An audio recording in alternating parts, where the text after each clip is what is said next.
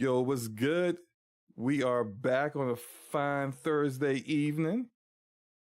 Damage per Second podcast. That's DPS podcast episode 162. And I am your host, Slow Mo Backslap, with my co-host, Gaming Forte. What's up, Forte? What it do? What second podcast of the new year, man? A lot of crazy stuff for it to be the beginning of a year. It's a lot of silliness going on in gaming right now, especially when it comes to the communities. But we'll talk about that. But no, other than that, it's been great, man. Just working. Happy to be back to the regular schedule, work schedule and stuff, and not being mad that we got extended hours and people getting on my nerves about buying stuff that they thought they could bring back open that they can't. Interesting. Yeah, it sounds like the same old, man. I want to shout out to people in the chat. And shout out Big Mike for being first here in the chat. I actually saw when Mike sent that message. That was literally like 30 minutes ago. So shout out to Big Mike. Shout out to Web Dave. Web Dave in the house. How's it going, Dave? Spider 13, J0387, and Truth Serum so far here in the chat. We appreciate you guys. Mike says tap the like button, share out the stream. We will appreciate you if you do. That would be awesome. But let's go ahead and just start to get into it. If you see the gameplay, it's on the screen right now. I was just about to ask you, is this Prince of Persia? It is Prince of Persia. It is, and it is pretty good. Look, I'm not even a side scroller dude, but say what? Ubisoft Play? Ubisoft Plus, you mean? The subscription service? Yeah. Plus, not Play, Plus. But this is just the demo. The demo is free, so you can just, even if you don't have Ubisoft Plus, you don't have to buy it. You can just try out the demo, which I think is pretty confident of Ubisoft, and I understand it because I think the game's already pretty good. I'm not much of a side scroller dude, but I like this one. I like the style of it, and everything is it's pretty. It's just a solid side scroller. Action is solid. Controls are really like responsive. I like the story so far. I'm digging it. So I'll definitely be playing this one when the full release hits. I can't remember what date. I think it may be the 15th, I believe. Maybe it's a day next week or something. 16th. Okay, 16. I wonder if there's an early access or something. I don't know for certain, but it's a pretty good game. Are you gonna play it? Yep. When I saw the the redesign of it, I was like, oh yeah. And I always liked Prince of Persia, so this is kind of giving me those vibes of the traditional ones and stuff. And I never really had a problem with side scrolling. It's just, I think a lot of people just aren't really used to playing side scrollers because everything is in 3D now. And this is still technically a 3D side scroller, but it looks good. And I'm really interested to see the improvements they kind of made to the original formula. Yeah. Everything is voice acted.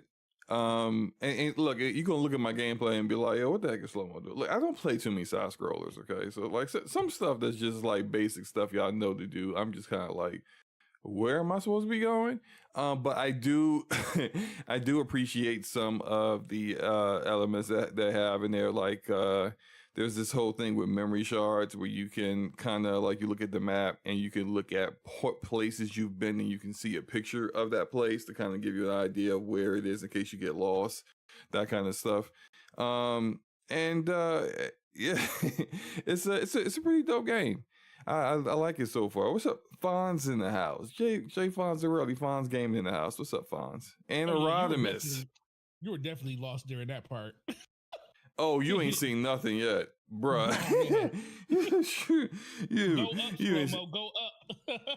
Yeah, you ain't seen nothing yet, man. I definitely I'm not the side scroller guy. Okay, so look, I'm feeling my way through, but it's all right. I appreciate the work Ubisoft put in, and I just kind of hope that the remake of Sands of Time is created with as much care as this is. Although different studios under Ubisoft. Who knows exactly how that'll turn out.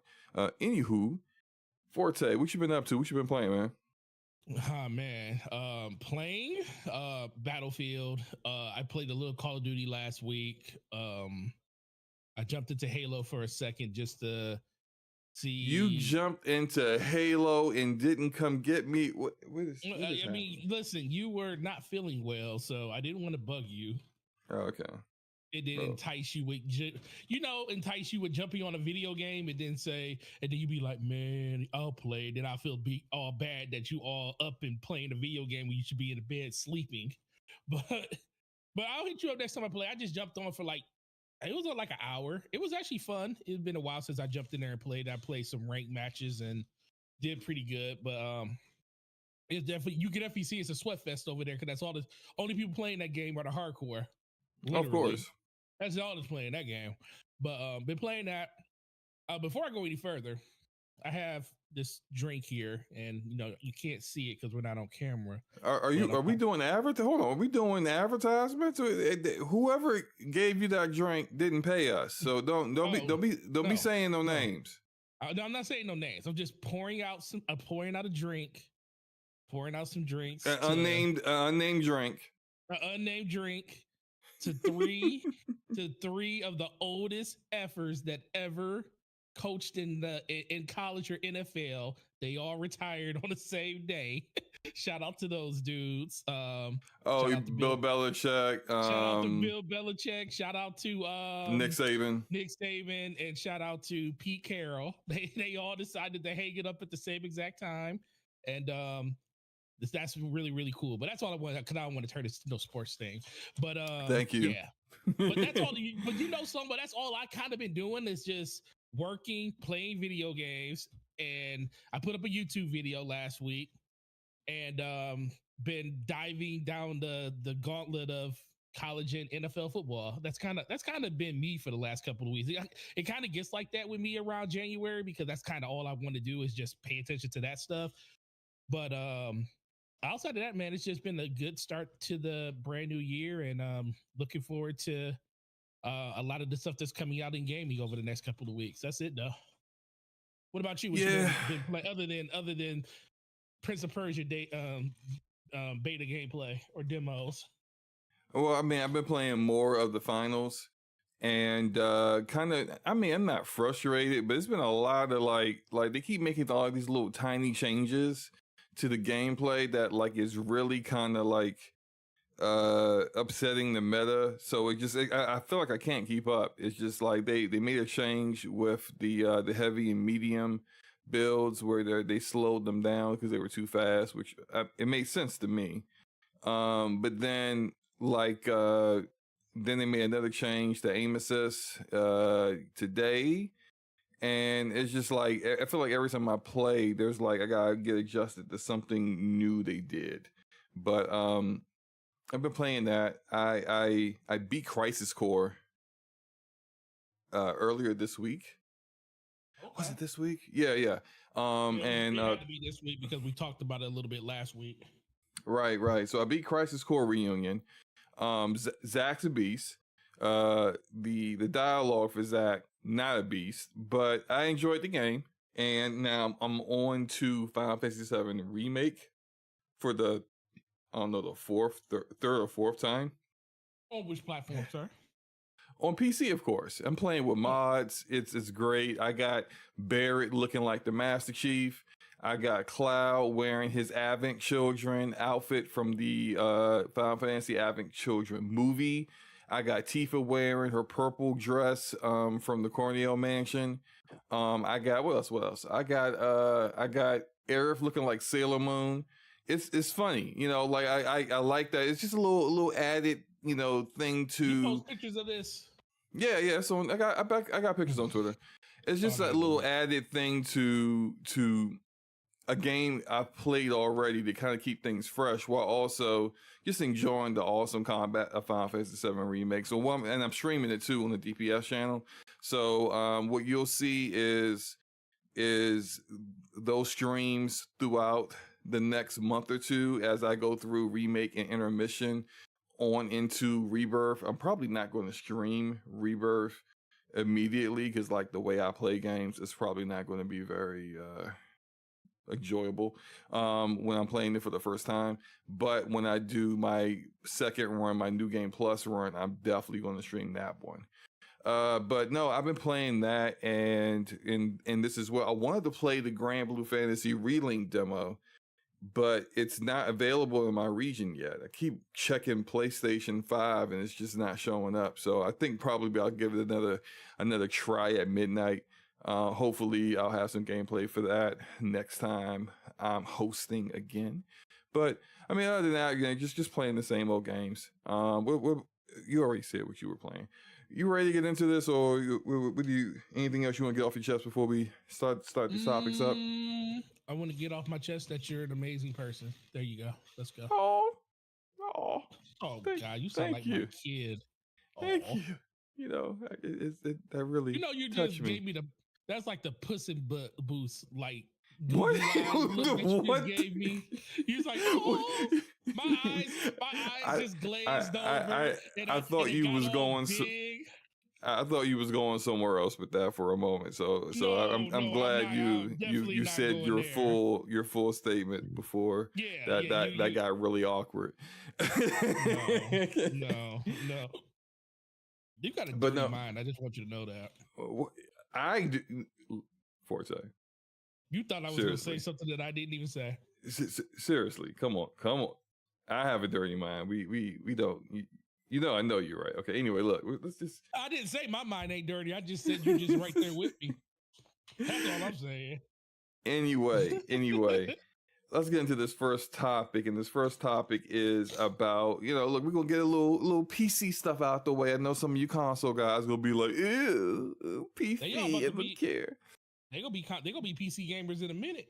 Hey, let's talk about that. We'll talk about that later.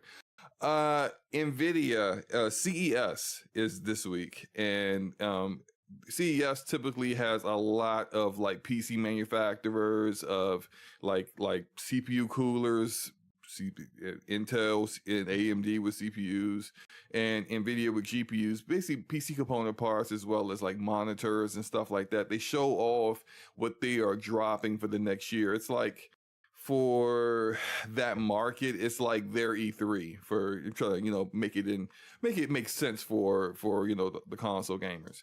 And they got a lot of good stuff they're showing. They're showing 4K monitors that do 240 hertz refresh rates. They got all kinds of great stuff. But also what we want to talk about specifically is the great stuff that Nvidia is showing. So we've been hearing rumors about this for a few months now, but it's officially official that Nvidia is doing a refresh on their 40 series RTX series. And so that would be the RTX 4080 Super. That's going to be the RTX 4070 Ti Super and the 4070 Super. And their prices is for the 4080 Super $1,000, which is still not great. It's better than the outrageous price of $1,200 that they had for the 4080, but it's still not good. But it's better than before. And what we hope that the Super is actually performance-wise better than the 4080. Of course, in their marketing, they didn't speak about any comparison to the actual 4080 whatsoever. So I'm thinking a very marginal upgrade, but for the $200 less, at least that's, I don't know, that's something, right? It's not great, but it's something.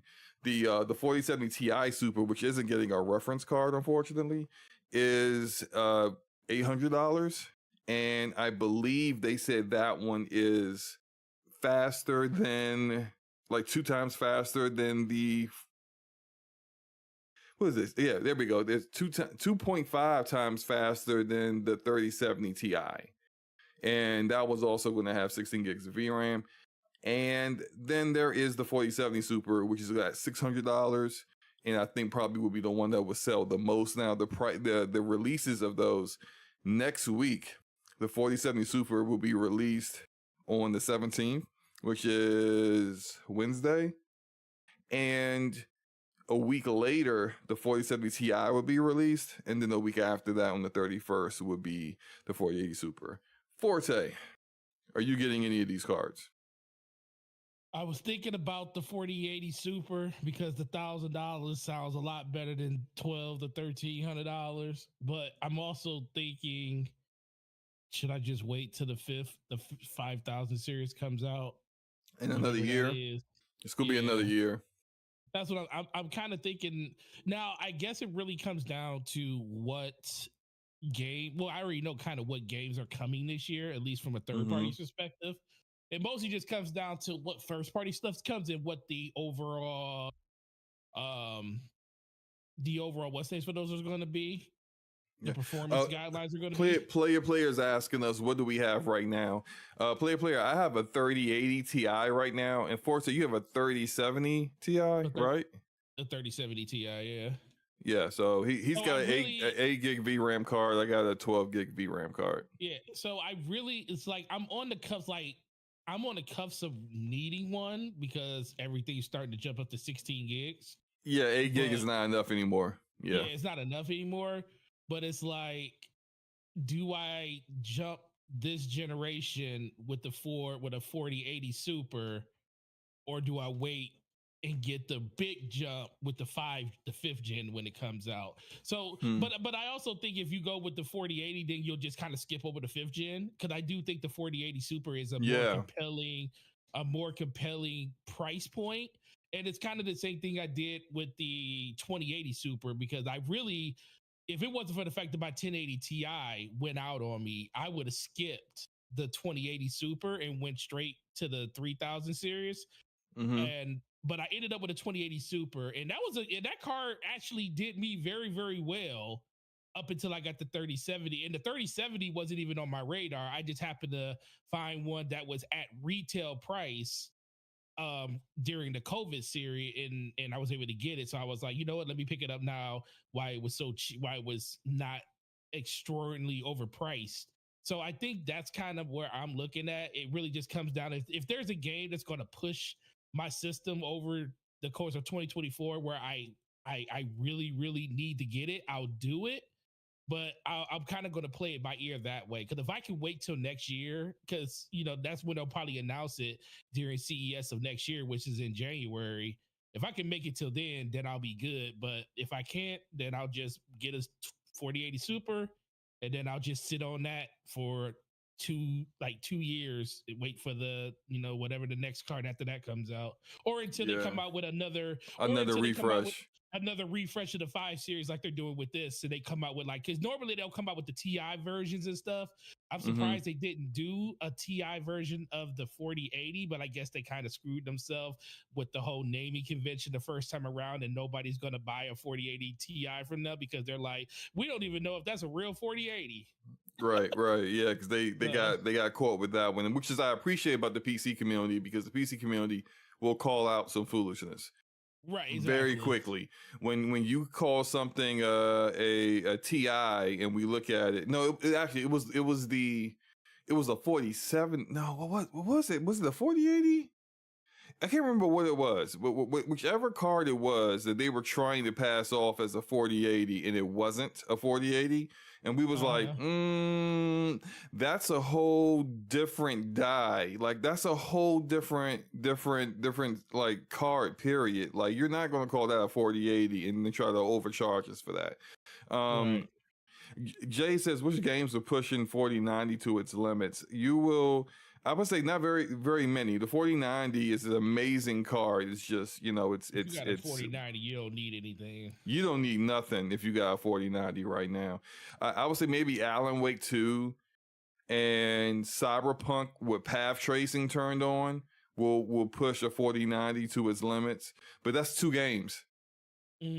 Nothing else is really pushing a 4090 like that. Like those are 2 games where you need to turn on frame generation and you need to turn on DLSS upscaling in order to make sure that you're playing at a well above a acceptable frame rate. When I say that, I'm talking like above 60 frames per second, because like over here we don't deal with the 30. Like that's not playable. That's not considered good. That's not acceptable So on that's PC not platform. acceptable.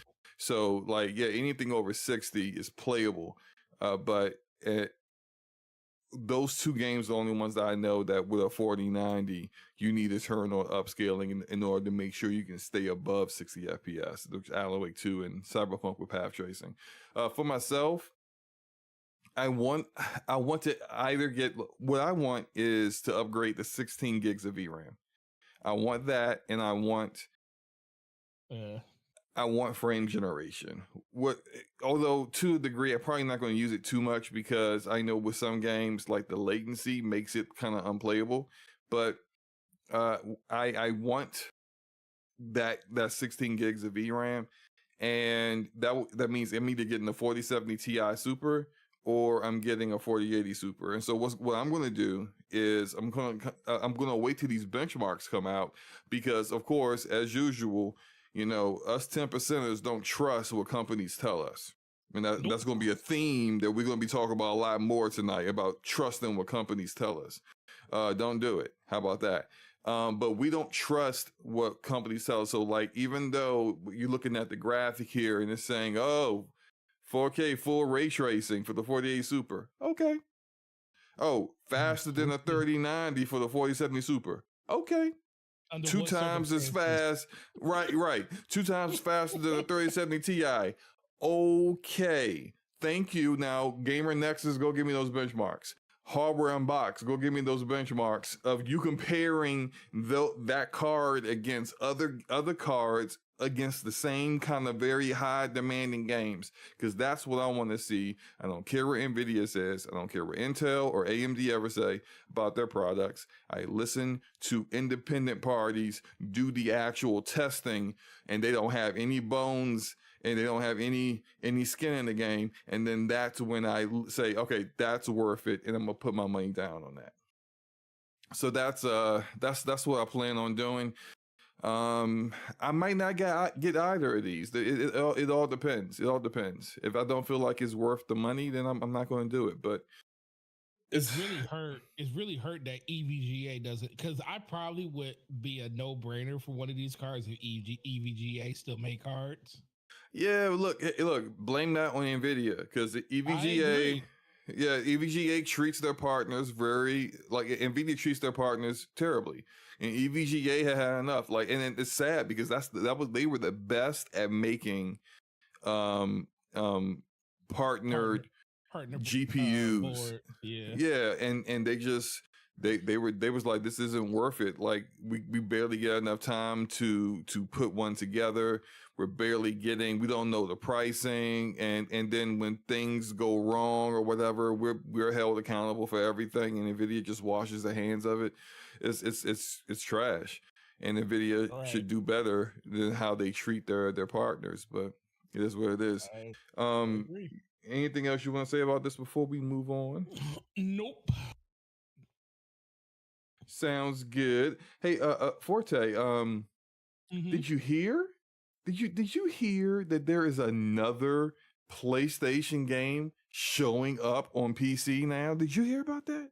Shut your mouth. Does it have something to do with robotic dinosaurs and a girl with her hair that flows in the wind?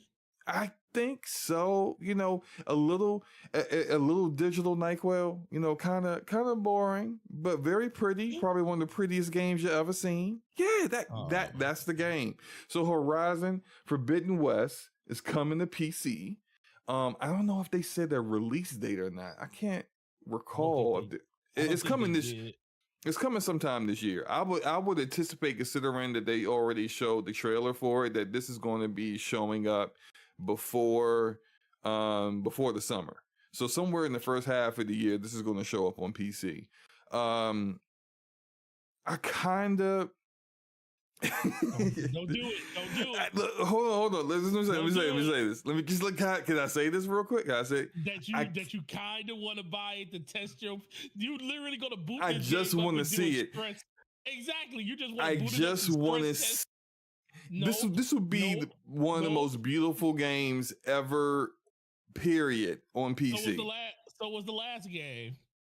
True, the last game still looks beautiful, but this one looks even better than the last game. I'm just saying. Look, you didn't even finish the last one. Look, this is going to sound horrible, and before I say this, I'm going to say I have played a significant number of PlayStation exclusives that console exclusives, because you can't call them exclusives no more, right? Because the whole slate's going to PC, and I played a significant number of them on PC, and I have beaten the majority of them. That said, this might be the one where I buy it and then I get it from Steam, and then I'm really closely watching that 2-hour mark. Oh no, just to see it slow mo. I just want to record it and benchmark it and have it look amazing, and then be like, that's enough, because this game's boring, and then I'm going to return it, and that'll be it. I just might do it.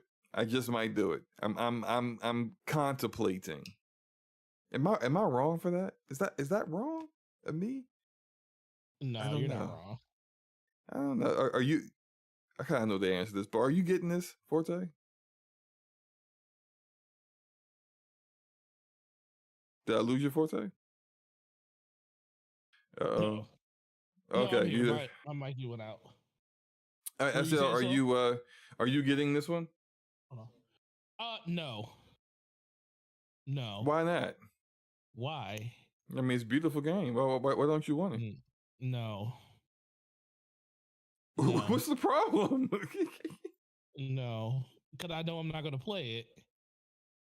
I have this beautiful game on my PS5 and I still didn't play it. That's true. Me too. Yeah. So I'm good. And you talked to, and you love the first one. You're the leader. You keep saying love. You keep saying love. Okay, you keep using that word. You tolerated the first game. No. See, and that's too far in the opposite direction. I liked the first one. Once I played it on PC, and I played it at I think I was playing like somewhere between 85 and 90 FPS the whole time with like maxed out settings, 1440p. It was great. And I once I was no longer really thinking about performance. It was all right. It was an all right game. It was cool. It was cool. I thought the story was a good story that was kind of told poorly, and I feel like Guerrilla Games really, if anything, is their weakness. Like, their engine is amazing. One of the Decima Engine is one of the best engines out there. They are wizards with that. They have great artists. They put a lot of time and care. Like when I did the video about hair in video games, like the amount they put. It's a guy at Guerrilla Games that spent 2 years working on Aloy's hair.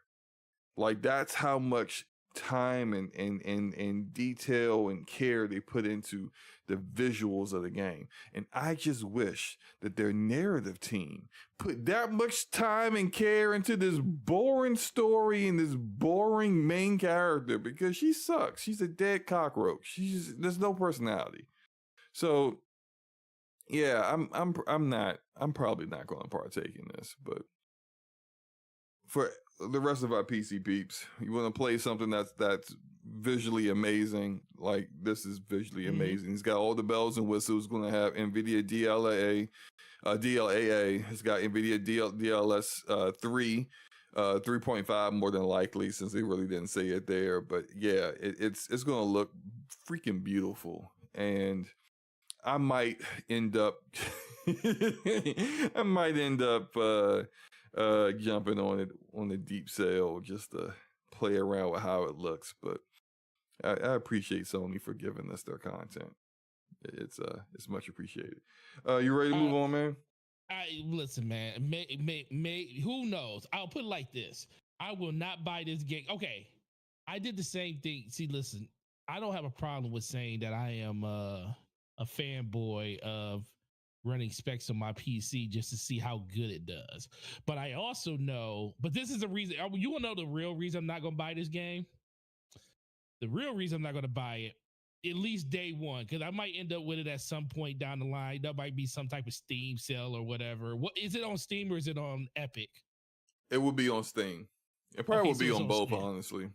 Okay, yeah. So I'll probably end up getting it at some point during some $10 off coupon from Epic or a Steam sale or whatever. So, but the real reason I don't want to get it is because I don't want this game to remind me that I need to get a new GPU. Well, by the time this comes out, you might have already gotten a new GPU, before this month is up. But guess what? I'm trying not to listen. I told you I'm trying to find a way not to buy a GPU this year and trying to wait till next year. Well, So I mean, this seems to be. I mean, you only have 8 gigs of VRAM. So I'm gonna stay away from this game. I'm gonna stay away because the draw distance in this game by itself is gonna kill my PC. Because we all know that's the one thing I will say. I was watching one of my friends play it while he was streaming it, and he was like flying on the back of the air wing, whatever they call the flying one, and I was like, he was just flying and he was flying. I was like, dog, you're going pretty far. And I'm looking at the draw distance and I'm like, yo, you can actually go there. I was like, man, it's gonna be, and then they'll turn the depth of field up and turn up the aerobatic occlusion and all that other stuff. And then you're gonna be like, man, this looks so beautiful. And then you're gonna be playing at 30 frames per second, and that can't happen. Right. So just get a new GPU, Forte. Yeah, then I'll buy the game then. But no, it's the complete edition too, so it comes with all the DLC. I haven't heard anybody that played the DLC to tell me if it was good or not. I heard the DLC is very good, and the Asian girl that's in the DLC, that's kind of like a companion partner to Aloy. People seem to like her far more than Aloy. Like, I guess she's just got like an actual personality. Like, picture that. I even heard a few people. I think they were just being slanderous, but I've heard a few people say make the next game about her or do like a side game about this other girl. Yeah, I mean, I wouldn't mind that, like a little, Miles Morales shorter experience kind of deal. Who knows? Who knows what they might be working on? Yeah, but yeah, we can move on. But it's gonna be the best. It's gonna be probably one of the best looking games that came out this year on PC. Oh, absolutely. By far. Look, Anywho, PlayStation 8 flowers. Shout out to PlayStation. We have a word from they speak CD out and they say, hey, look, saying they have no interest, zero interest in being acquired.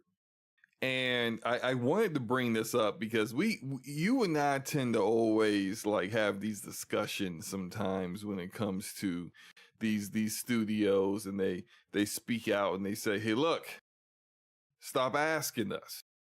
We ain't getting acquired, so stop talking about it. To quote them exactly, this is from Adam. I'm about to butcher this thing. Kashinki? Adam Kashinki? Yep. Okay, that works. Is that it for real? Yeah, I think that's it. I apologize in advance. We are not interested in integrating ourselves into any larger entity. Throughout our entire lives, we have worked towards the position we currently hold. We believe that in a few years, we will be even bigger and stronger. Some bold words there, and probably a little confidence from the next layer of content they got coming out very soon. Hopefully it's complete when it comes out. Forte, what are your thoughts about this? Are you gonna try out the same Bungie quote? I don't know. What do you think? Which Bungie quote are you referring to, sir? I'm referring to the Bungie quote where you always bring up how Pete Parsons said that. We have no plan. We have no plans on being acquired by anybody. Yeah, but that's not really the quote. It was just basically so they're not going to be purchased by Microsoft. Yeah. Whatever. No, what do they? What do you expect them to say? I mean, if they, I don't know, man. Even if they were going to be acquired or even looking to be acquired, they're not going to talk about it until it's imminently done. They're not going to bring any attention or anything to it. They're not going to do any of that type of stuff. So do I think that they are? Do I think that they need to be? I mean, maybe before, the release of Liberty City, I probably thought that way Phantom because Liberty. did I say Liberty City? Like I'm thinking like Grand Theft Yeah. Auto. I'm thinking I Grand Theft was like, Auto. That's what? why. Phantom They working Liberty. on Grand Yeah. Theft? Yeah. Maybe before Phantom Liberty, just due to the fact that we really didn't know like the direction that they were really going to go with fixing the game and everything. And they already did a lot of work before that came out, but seeing the DLC, seeing the overall praise that it's getting and everything, people had it in the game of the year conversation for, a DLC and stuff. And I get it because they make really good DLCs. I got problems with that. Yeah, it's crazy, but no, I don't think they truly need to be acquired. But I also think that everybody on the face of the earth doesn't need to be acquired. There has to be some independent studios out there that are going to push the You're starting to break up there, man. Oh, here we go. I knew this was happening. But okay, there you're back now. You hear me? But yeah. You turned it to Optimus Prime for a second, and then you're back. So. Oh Lord. But I do think in general, it just ultimately comes down to if they want to be purchased, they'll be purchased. But right now, there's really no reason to. And I think everybody just wants it it's like a list war thing. Like nobody really truly cares if CD Projekt Red is acquired by anybody unless it's by Microsoft or Sony. And if it's by one of them, then the other side would hate it. That's it. True. That's all it is. True. I'll go a step further. Big publishers and big developers only get acquired when they are in some kind of financial straits. It's not like if this was going to happen with CDPR, this would have happened back in 2020 or 2021 when they were dealing with the fact that they had basically itched the bed big time with the release of Cyberpunk and definitely had lost a lot of confidence and goodwill in their reputation. Then that would have happened. But after they have gone and turned the game around and everyone loves the game again and people are speaking about CDPR in high regard once again, there is zero reason for them to sell to anybody at this point. They financially did great even when the game was looking horrible and people were pissed off and they were getting hit with class action lawsuits. The game sold 13 million copies even when PlayStation took the game off the PSN store and they had 1 million refunds. They still sold, after all that, still sold 13 million copies. They're good. Right. And they said they released recently that the game sold another 5 million when Phantom Liberty came out. So they're definitely good. And so when you look at Bungie being acquired by Sony, well, like after everything that has happened with the layoffs and whatnot, we come to find out that if Bungie didn't get acquired by Sony, they were looking at a real possibility of being shut down. Yeah, they were. We look at other situations where, take ZeniMax Media for example. The founder is on his last legs. No disrespect to him, and he wanted to make sure the company was good before he passed away. And so they had a great relationship with Microsoft. That's what allowed that to happen. ABK would not have been acquired by Xbox if the Cosby Room wasn't a thing. And the really unfortunate situations and how they treated women and all kinds of other unsavory activities weren't happening at ABK, they would not be a first party publisher under Xbox right now. So these situations allowed them to be acquired. Why people think that publishers like Sega, which is doing really great right now, CDPR doing really great right now, Capcom doing excellent right now. Why would they sell? They have, they're not in the business to sell their business. Like they didn't build, like, you know how some entrepreneurs will build something up, build a business up, and the goal, the end goal is to have it be at the height of its value and sell it to another company, and then, you know, take that money and go off and just relax. That's the goal for some people. That's not the goal for any of these publishers. The goal for these publishers is to continue being who they are, with the goals that they have, with the the mantras that they have, and to continue to independently, as they have for well over decades, make great games and keep it moving. None of it has anything to do with selling to a platform. And if they do anything like that, it's because they have very little choice. A lot of the Xbox studios that got acquired made those same decisions. We know Ninja Theory and Obsidian were in those boats. And those studios could very well not exist right now if Xbox didn't help them out. And so I'm glad that they did acquire them, so that they're still around to make games for us. But I think people, and typically it's fans of these platforms, have a very unrealistic concept of why these acquisitions are happening the way they are.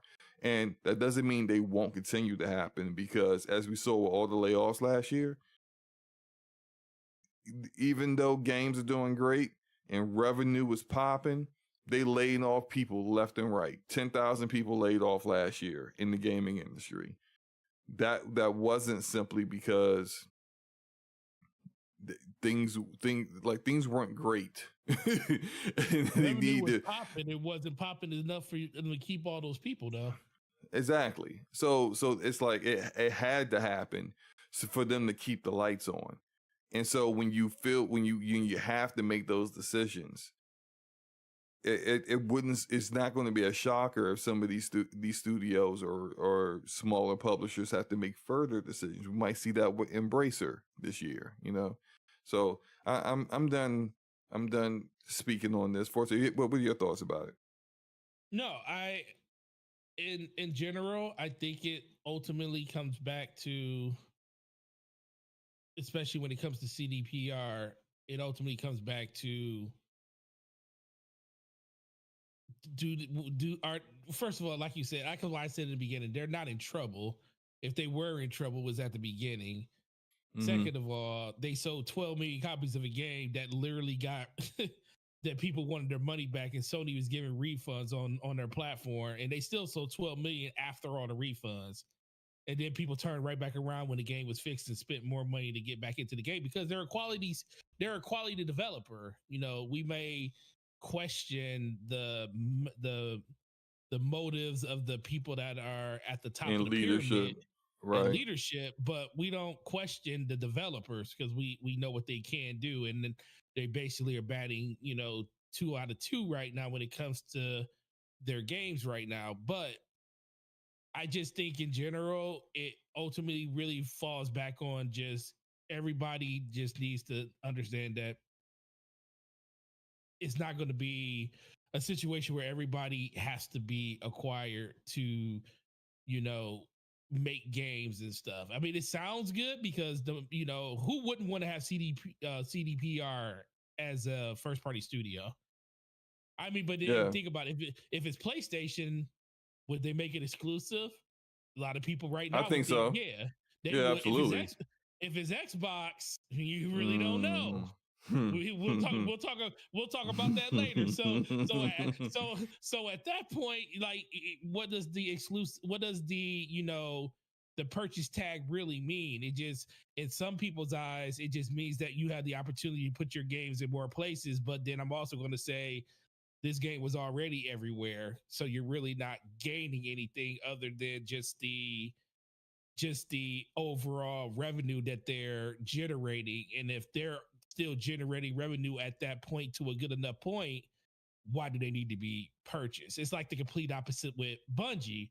Bungie was hemorrhaging money and they needed Sony to come in to help them subsidize what was going on with Destiny so they could get the marathon.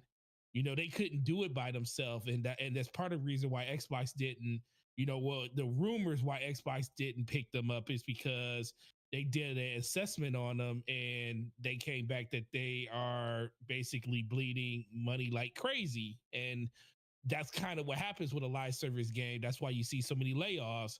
And that's why you saw Epic lay off so many people, even though they can handle and they produce a lot of content. They didn't produce enough content for the point that they still weren't making as much money on Fortnite as they were when they hired all those people. They hired them for a reason. They served their purpose and they were gone. And they can do that because they're in a financial state where they can just, let people go and still keep the lights on. That's when you, like you said, that's when you kind of see somebody get purchased. Activision, a lot of stuff with the with all the stories that were coming out of there, everything with Body Kotick, everything that's going on with leadership, just the discrimination of everything that was happening there. Then couple that with the price drop of the stock, Microsoft came in through the back door. It was like, hey, pause, but we're here. We're here, and we're here for $97 a share. You're at 65. We're still overvaluing you, but we'll take you. We'll take you. And then you got people out there championing it because it's like, yo, I want to get this payday and get up out of here. So there's a lot of different motives for a lot of different Lulu? people to get.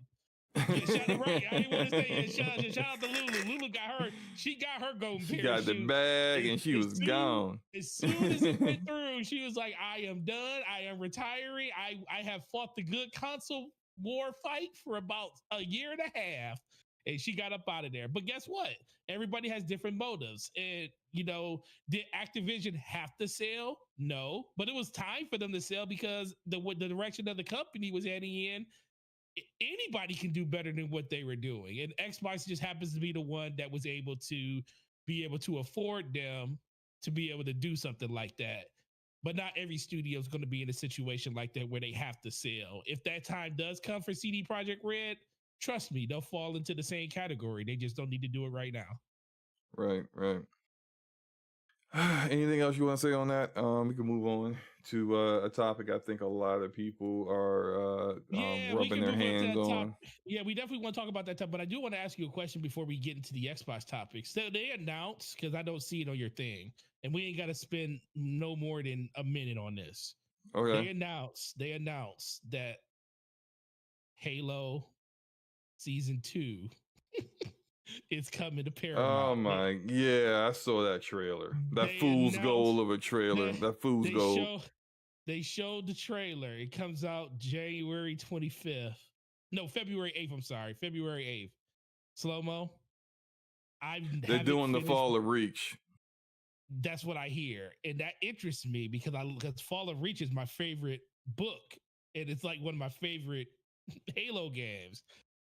Should I finish Season 1? Because I stopped right after the sex scene. Right after the sex scene, I stopped, bro. I was like, no, this is not John 117. I'm not watching this. I can't. I stopped watching it after that. So I don't know how it ended. I don't know anything about it. Some people tried to tell me. I was like, no, I don't want to know, just in case I want to go back and do it. Do you think I should go back and finish Season 1 before Season 2 comes out? Or do you think I should just cut my losses and say, I'm not even going to participate in this? Okay. I'm going to say, I think you should do the latter, but let's do the former, because I ain't finished it either. Where did you stop at? It was before the sex scene. It was before I just couldn't. Yeah, it may have been when what's the black guy's name? It's Boheme something, right? Like the black dude. Yeah. Yeah. When I couldn't get with the terrible prosthetic arm that they had on him. The child, you know, his arm is supposed to be mutated from the augments that they made to them, and it just looked like some low budget CW garbage. And I just like that episode that was about him, I just could not stop looking at the arm, and I was just like, yo, I'm done. Right. I can't do this no more. I cannot do this. Thank you, Miko Bakeen Woodbine, which I like, you know. He's AKA Evil Dave Chappelle. Evil Dave Chappelle. You look like Dave Chappelle. Oh boy. I couldn't watch it after that episode, but look, I only want to watch the second season to tell y'all I told you so once again, because I think that trailer, I feel like some of the people that they laid off, that Sony and Bungie laid off, that used to do amazing trailers for Destiny, got hired by Paramount, because that trailer is awesome. That's an awesome trailer. It looked good. But you know, awesome trailers don't always turn into awesome content. You know, hello Rebel Moon, because that Zack Snyder movie sucks. But the trailer amazing, right? So I feel like the trailer has got people kind of hyped up, but I ain't even looking at the trailer. I'm looking at like, how in the world are regular humans or Spartans without the armor holding their own against the Sangeli, aka the elites? You should not even, only the Spartans with the armor on are supposed to be able to even hold their own and survive. Like, how in the world I'm seeing like little clips cuts in here and there of them dodging like the energy sword? Like, get the freak out. I'm like, already right. I'm watching the trailer like, look, stylishly, like directing and visually it looks cool, but I'm still kind of seeing things as just like, I know it's the silver universe or whatever the heck you want to call it, but it's just like canon wise, that's silly. And I'm telling you, it's fool's gold. Like, people are going to watch this, and don't be surprised if the whole Fall of Reach is like the first 2 episodes, and those episodes are good, and then the rest of it is just Master Chief butt naked showing his butt cheeks every 5 minutes, never putting his helmet on, don't even got a pistol on him or anything, and it's just like, what am I watching? Like, is this Halo, or is this a CW, you know, comedy drama? Like, what the heck is this? And so I'm not. Go ahead. No, say, because Rodimus just said what I kept hearing from people, that actually the last episode was the only episode that actually felt like Halo. And that's what and that's what a lot of people told me. They said, just make it to the last episode. And I was like, that means I gotta make it through 3 more. Right. People told me that when I quit, and I tried to go back for like a half an episode. That's it. Nah, I just don't care. So look, so we can move on to the next topic. Yeah.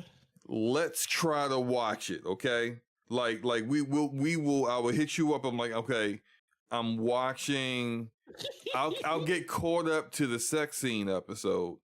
And then once I'm caught up there and my eyes still work, I'm going to hit you up and I'll be like, hey, let's watch the rest of this. Okay. I'm on this episode. Let's watch this episode. And that's like, so we'll help each other push through to get the whole season ended so we can watch the second season and be disappointed. So what we should do is, all right, I'm down with that. If we're gonna do that, if we're gonna struggle with watching this, we might as well turn it into content.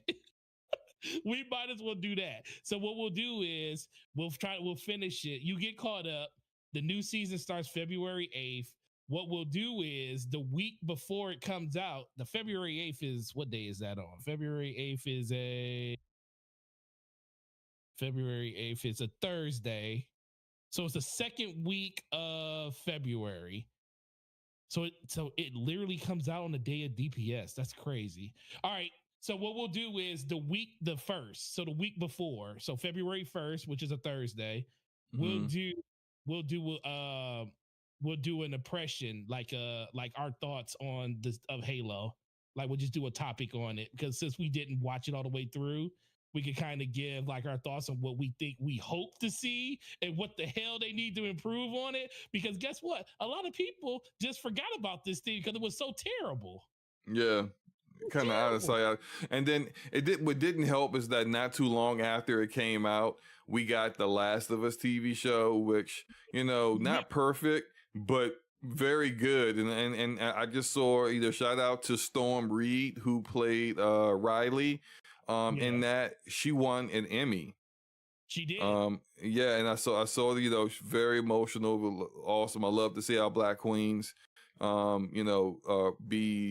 be recognized for their good work. And that show was really good. And unfortunately, like it's crazy when, like, you saw some of the comments from the Paramount producers and stuff, where they took so many liberties with the Halo franchise, and then only to see the Last of Us work with Neil Druckmann, work with like people who worked on the game, and then do not a 1-to-1, of the actual The Last of Us Yeah, game, but be so close to it, for and almost 1-to-1 in a lot of different situations, and for it to turn out so well, and for people who didn't play the game to really enjoy it. It just kind of, to me, is like validation for us gamers when we say, just give us the content that's from the game, stupid.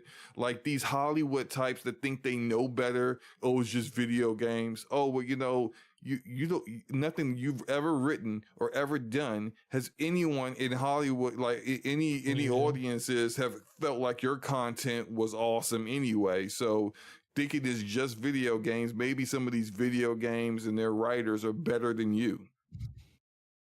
yeah. Sorry. So it's just Well, it's yeah. annoying. It's annoying when I have to, like, we consistently keep seeing for decades, when it's become the video game adaptations in different media. And, We've just and seen this is people who yeah. aren't fans of of video games poo-pooing our content and then trying to do their own take on it and then watching it basically bomb.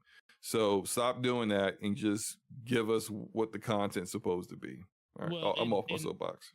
yeah, and then I'm about to be off mine. And the biggest thing is, and this isn't like play, this isn't like against you and what you're saying, because I do agree if you do something like this, like he says, I don't think the show was that bad where you divorce yourself from the games. I don't disagree with you on that. A person that never played Halo before and just watched the show probably thought it was, oh, this is pretty cool. It's got real like ugly graphical effects in it, but in general I don't think it's bad. But I'm sorry, I'm not divorcing myself of anything, especially when you get an adaptation like Last of Us that did it so well. It's like Mm-hmm. they almost did paint by numbers and then added more context to things inside of the show that people were kind of wondering, like the whole episode at the farm and stuff. Like that was a whole, like that section, the whole episode at the farm in Last of Us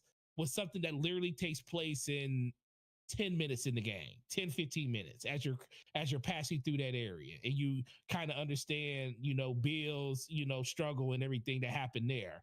They turned that into a whole episode. It made you care about the characters more than you cared about them in the game.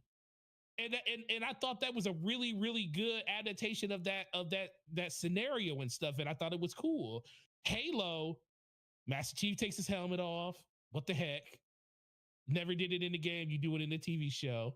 He's having sex with Covenants, or I'm like, yo, what are you, man? I just, like, let's get this. It's only so far. It's only so far I can go, bro. So bro. Listen, we gonna watch this thing. But listen, when that happened to me, slow-mo, I just turned it off. And I was like, I'm not watching anymore. I'm done. I deleted Paramount Plus off my phone, and it was over. I was like, I'll come back later. I was still watching.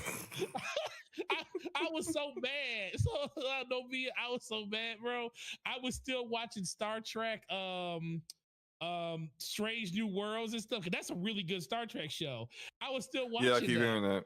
Yeah, it's really good. I was still watching that, and it pissed me off so bad. I deleted Paramount Plus, and when I heard when the new season came on, I was like, "Who deleted Paramount Plus?" And I was like, "Oh, I did, because Halo was so terrible."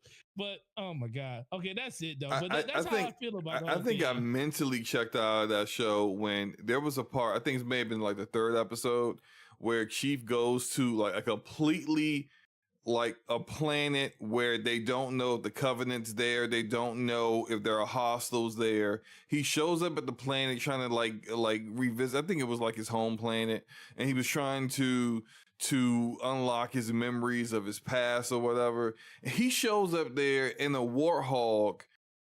He ain't got no gun on him. And that's so and it's just I'm like, the Master Chief with no gun. And then he's like, "Why do you have your armor on but no helmet?" He taking pot shots. He inside the Pelican taking pot shots. We like, yo, put your helmet on. What are you doing? Like it's just like he took his helmet off for no reason to calm some girl down that he didn't need to calm down, because he told her 5 times already, that little baby pistol you shooting at me ain't gonna hurt me. And then I'm gonna take my helmet off anyway, even though you could shoot me in the face. And it's just like what? Why are you constantly taking your helmet off for no reason? Why are you walking around this planet where you don't know if hostiles are there with no gun? It's yeah. All right. Look, we said we were going. I'm just getting upset. We said just getting upset now. That's why I don't want to watch this. This is getting upset now. Let's just move on. Let's talk about Xbox first party for a moment now. So let's talk about the game side of Xbox, not the TV side of it. Oh my gosh, this is probably gonna piss other people off. Here we go. So it's been a interesting week. And this started the day after our last episode. So this is why we didn't talk about this last episode. But a lot of rumors are being spoken about from a well-known leaker named Nate the Hate. He started this. Thank you, Nate. And yeah, thanks, Nate. Nate said that, and he didn't say the name of the game, but ever since then, it's kind of like sparked all this other stuff. But he said there is a Xbox first party exclusive that in the year that it came out, it was a part of the Game of the Year conversation that will be coming to, did he say Nintendo Switch, or did he just say other platforms? I couldn't remember. But that got a lot of people talking. And then next thing we know, like, people are on different forums, people who have who were reliable in leaking things in the past, saying that, oh, well, I heard, Hi-Fi Rush is going to the Switch and PlayStation. There have been other people who are now saying that they've heard things where they know that there are older Xbox first party games that have been ported and are ready to be put on other platforms in the console market. And so it's really kind of split the community of people who seem to be very fine with this. They're fine with this direction, and they're fine with what Xbox is doing. And other people who are not fine with it and don't like the direction that they are taking, presumably taking, because, like, again, none of this stuff is confirmed yet. So that's the stance we gotta take, allegedly taking. And what that may mean for the console market. And so let's have a discussion about this. Discussions. Forte, what are your thoughts on all of this?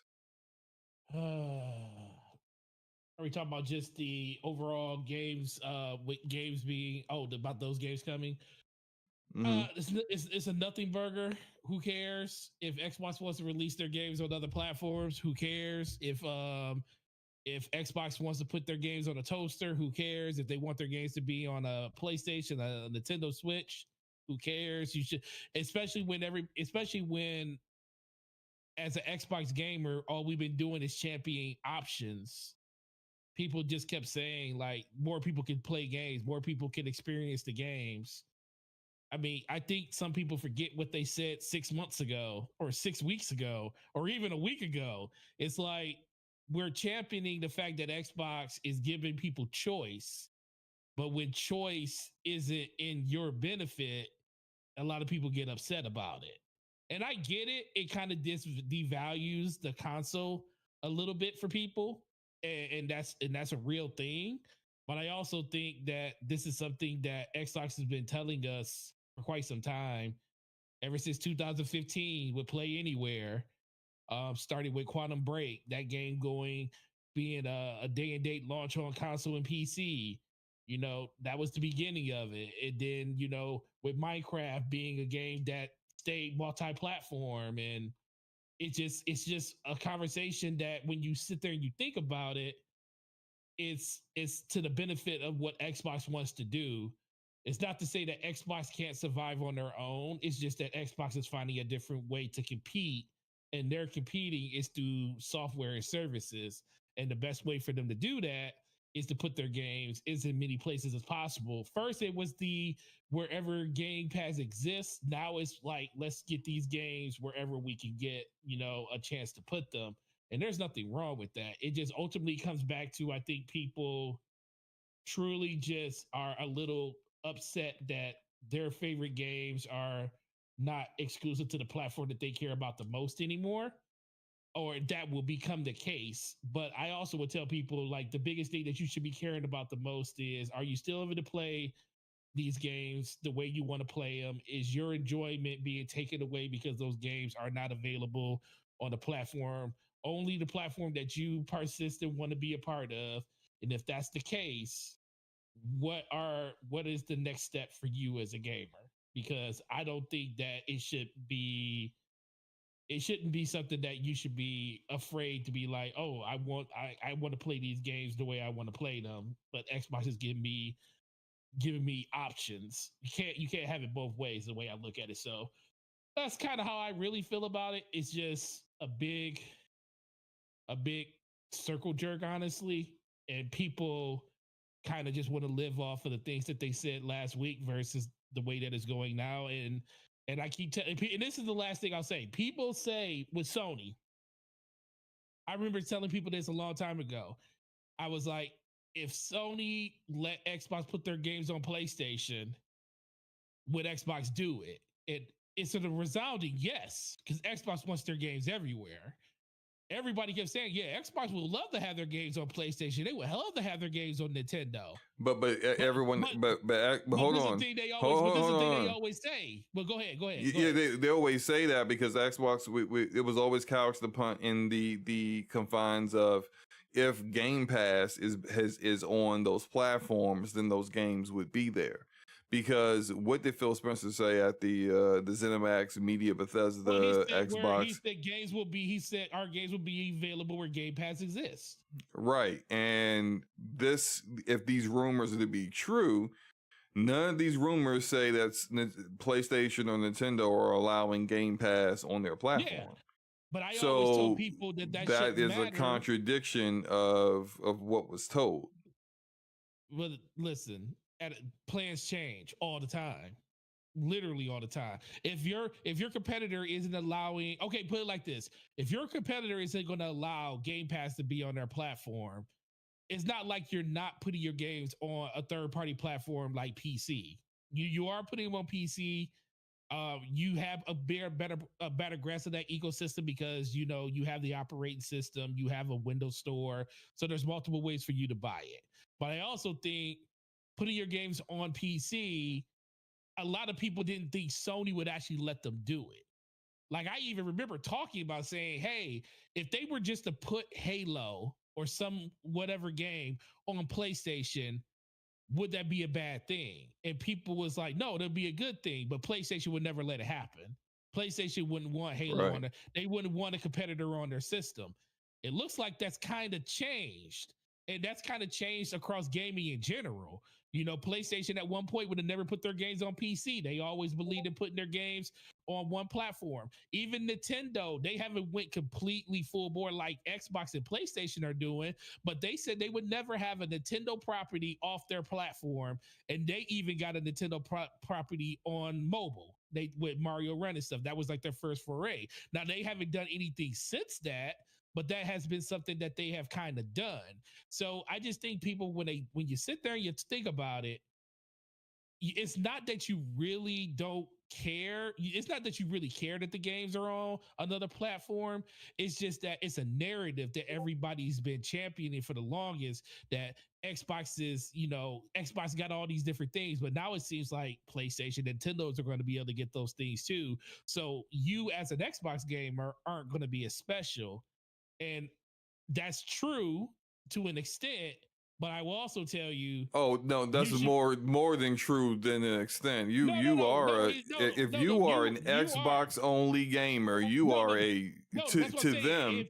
Because Xbox is more than just a console. That's what I'm saying. As an Xbox gamer, if you're a console only, this sucks because you are super devalued because you can play on any console and get the same experience if they start doing that. But as an Xbox gamer, that's the best thing you can ask for, because guess what? Xbox is going to be putting their stuff anywhere. So that means we always say it about PC. If PlayStation ever got to the point where they put their games day and date on PC, I wouldn't own a PlayStation. I don't need one. So that goes to my next question then. If this rumor is to be true, and they plan on putting a significant number of older exclusives on other platforms, and that will continue, why own the Xbox console? Well, the question is, why would you own one now? Let's say you already own one, and they say the rumor is true that they're gonna drop another SKU or Xbox or a different whether it's a refresh or a new generation in 2026. Right. If all this stuff is true, and by 2026 there's Hi-Fi Rush, Sea of Thieves, I know like a bunch of Xbox first party content on PlayStation and Switch, why would you buy that Xbox that's coming out in 2026? I mean, honestly, unless you're an Xbox diehard gamer, you wouldn't, unless that's the only console that you prefer to play on. Now, I will say there are differences. You're starting to break up again. A console gamer. Forte, you're starting to break up again. Prefer. Yeah, here we go. So if I wasn't a PC gamer, I would just play. I would still just buy multiple. I would just buy multiple consoles. What happened? Did it do it again? Yeah, it did. Could you not hear me when I was saying that? You're starting to buy it again? I heard you say it. Then I was like, oh Lord, it must be doing it again. But you just kept talking. I gotta find. You just kept going. I just gotta find out how I can turn. That's the thing, because my sleep mode. I just gotta turn my sleep mode off on my laptop, because that's what it is. When it goes to sleep, it does that. It's Windows. Just you know how to turn sleep mode off on Windows? Because this happened a few weeks ago, and I said I just have to turn it off. I just haven't turned it off yet. I need to turn it off. That's what I'm saying. Then turn it off. What are we doing here? Like this happened weeks ago. like a But I month haven't- ago, and you said it's the sleep mode, and you still ain't turning it off. But it didn't. I didn't have that problem the last time we did it. It was just has it. Whatever. Leave me alone. You were supposed to turn it off before, is what I'm saying. So just turn it off. You just made me lose all my train of thought. I love you. Thank you. I don't even know what I was going to say anymore. You made me lose my train of thought. I feel bad now. Okay. Well, let me say a few words here. Go ahead, get your words in. This, if you're an Xbox only gamer, I fully understand why you would be upset about this, because you feel like, well, what did I buy this Xbox for? I mean, because I could have bought a PlayStation and got all the same content and then some. I don't have to buy 2 pieces of hardware. I didn't have to spend an additional $500. I could have just, or $300, depending on what you bought. I could just buy a PlayStation and get all of that content on the console, side of things. This is the reason why, and we've seen it for a while. This is the reason why people say, "Hey, I'm going to PC." Increasingly more so with PlayStation putting their content. We see Helldivers 2 is launching on PlayStation 5, PlayStation 4, and PC. Mm-hmm. We see that their single player games will be staggered and are coming to PC a year to 2 years later. And so it really kind of beggars the question, if you're the kind of person that's just like, well, I can't wait for my games, which I am. I'm that kind of person. If I want to play something, I want to play it right now. Right. Then you're not going to wait. But if you're the kind of person that can wait a year or two, I mean, Hi-Fi Rush, if this rumor is true about Hi-Fi Rush, that game came out this time last year. Yep, calendar year later. If it's coming to PlayStation this year, that's a shorter time period than the vast majority of PlayStation games that have come to PC. Mm-hmm. And in addition to that, damn well Nintendo ain't putting anything on any other platform. You're not getting Mario or Donkey Kong or Luigi's Mansion or Pokemon or Pikmin or Animal Crossing, whatever. You're not getting any of that content on the Xbox. You're not. We all know this. You're not getting God of War or Uncharted or Ghost of Tsushima or Spider-Man on Xbox. That's true. But Xbox is going to put their content everywhere else. I think what this is doing, and we've seen the hardware sales for the Xbox. They're not great. They're trending behind the Xbox One. But this is doing, Blade X's Helldivers is now PS4. Okay, my bad. PS5 and PC. There you go. But it's a simultaneous launch. What this is really doing is hastening the end of Xbox hardware. And yeah, they'll say, hey, look, we're going to keep making Xbox hardware. And I'm not saying it's like next year it's not happening anymore, because clearly they already got plans to launch something from what we've seen in 2026. But what about beyond then? Because if you're going to consistently keep putting your content on other platforms that you're competing against, but those platforms aren't putting their exclusive, unique content on your platform, yes, your platform is devalued significantly. Sure. Because they have your content and theirs, and you just have your content sooner. And for some people, like I said, that can't wait, that's fine that's fine for me. True. I'll stay buying an Xbox because I don't like PC, but I want to play Elder Scrolls 6 at launch. And I want to play the next Halo that's supposed to be in development. And I want to play Gears 6. And I don't want to wait. Cool. You are a super, super small minority, but cool. More power to you. True. There's a lot of other people that's just going to be like, I'll wait for it to come to PlayStation. Even if that's not true, even if it hasn't been announced. when these kind of rumors start to spread further, and it's never being reported that that's untrue, that they're just being silent, people just assume it must be true then. That's true. So That's look, true. I just this Xbox Series S is my last Xbox. I don't need another one. I mean, my kids, I may buy one for my kids if they still, want one. But even my daughter, who's 8 years old, just turned 8 today, by the way. I love her so much. Happy birthday to my baby. Happy birthday, girl.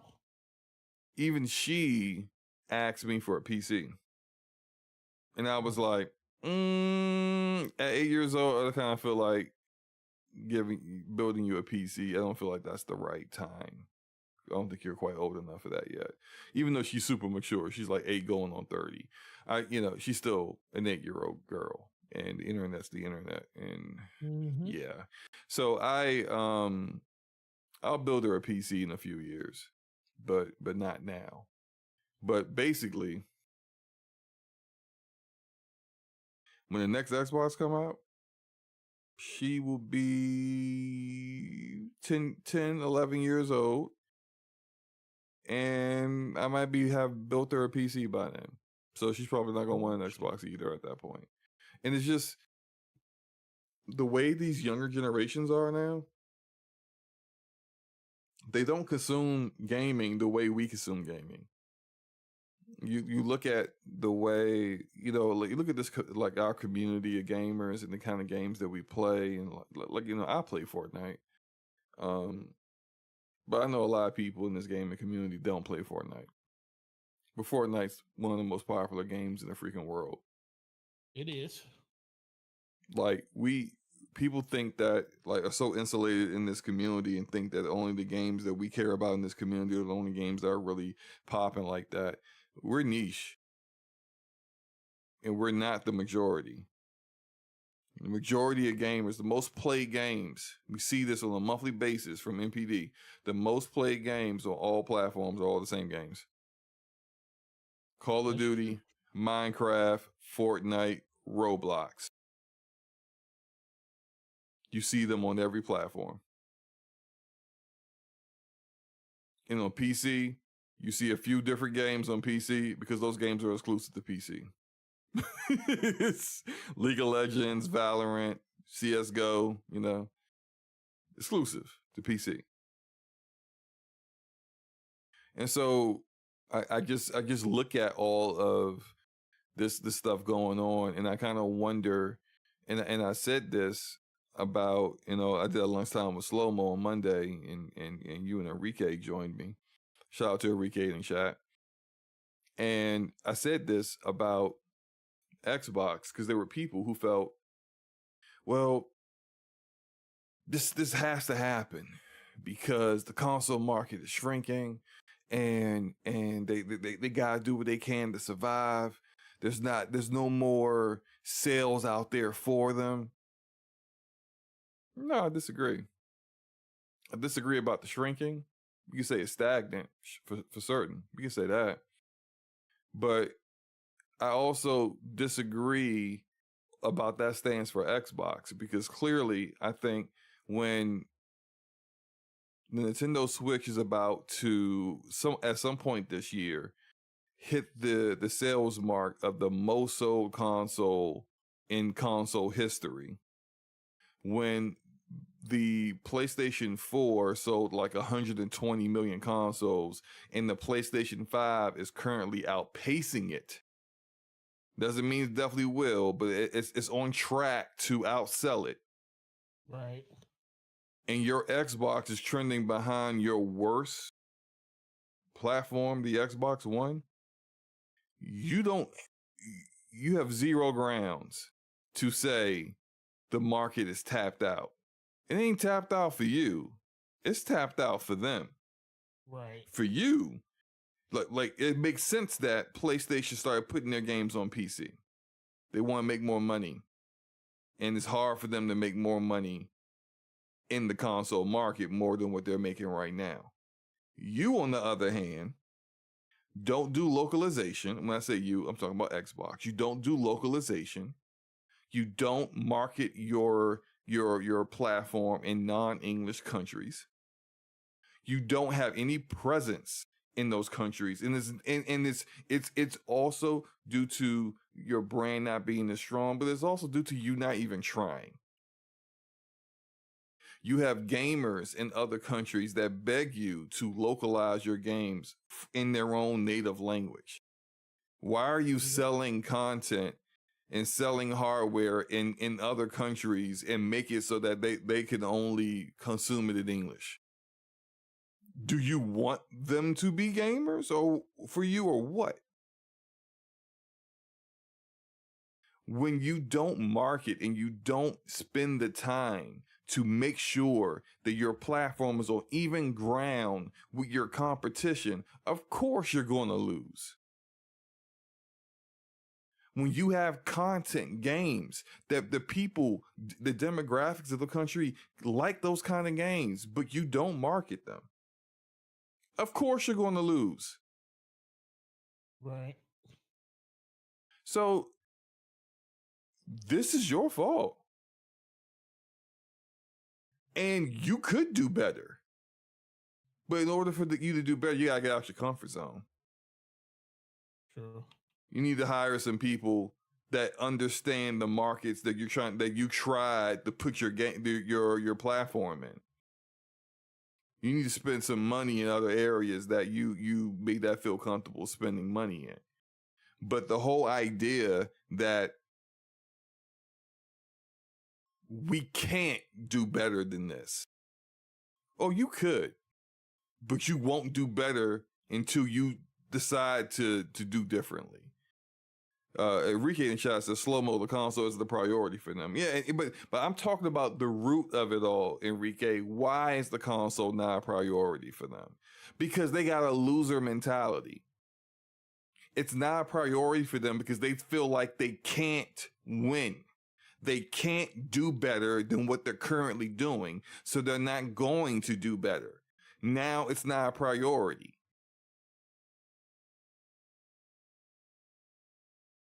People who feel like I can't do something make that thing not a priority for them. I can't achieve this goal. I'm not going to try. Right. I can't do better than where I'm at. So I'll minimize it. I'll put my resources in other areas, which is fine. I'm not saying that's not going to be successful for them.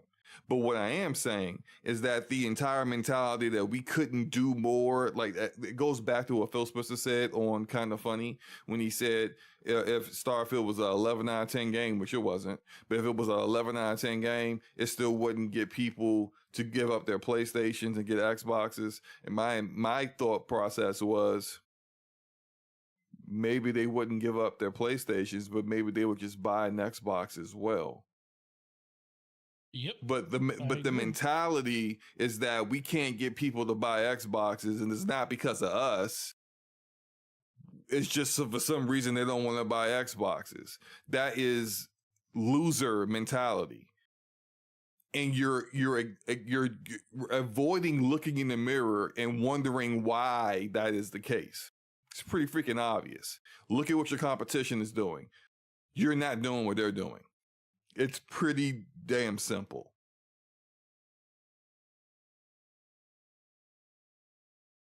So, yeah, that's I'm off my soapbox on that. That's all I gotta say. Now, this approach, hey, it could work, and they could sell a lot. They could sell a lot of software, and they bought ABK. I mean, that game, Call of Duty, is going to be on every platform anyway. They're going to be making, tons of revenue, good for them. But as far as the platform goes, as far as the brand goes, that's an L, man. So. You think it's a complete L though? It's an L for the Xbox brand, yeah. I mean, it's not an L for Microsoft Gaming. Oh, okay. I get you. But for the Xbox brand, that's a L. Got you. So Microsoft Gaming is going to do great. You know, you got the like what you average like 12 billion in revenue a year. Then you add in ABK's like 8 or 9 or whatever the heck ABK was doing, and look, and they're up there. They're right behind Sony and Tencent, and maybe that will grow even further when they start putting if they start putting their games on other platforms. You know, like that you're going to be, and depending on how big the expenses are and how much Game Pass grows, like, hey, sky's the limit on that.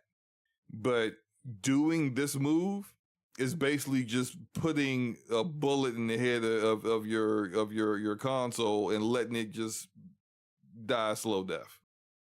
Maybe the bullet in the head is not a slow death. Maybe a bullet in the gut and then letting it bleed out. That's a better analogy. You are telling people, don't buy an Xbox, buy a PlayStation or a Switch. You'll still get our games. It's cool. You don't want an Xbox? It's cool. And yeah, they've been saying that for a while, haven't they? They have been. Now it's just, you know, if again, allegedly, this is all just, you know, the words being turned into actions. Anything else you want to say before we move on to Xbox Developer Direct? I just think in general, it ultimately, I think it's just Xbox finally coming to the realization where they feel like they can compete. A lot of people don't like the fact that they're changing the parameters around competing, but I mean, that's what they need to do as a company. And I don't have a problem with them putting their games in other places. But if you're a console only gamer and you prefer the Xbox brand, this does suck for you. But we also can't speak out of both sides and say that it's not good for Xbox to do it when we champion Xbox putting their games in more places and having the ability to have choice. Because this is just another form of choice. It's just a form of choice that a lot of gamers that are just particular Xbox fans just don't like the most.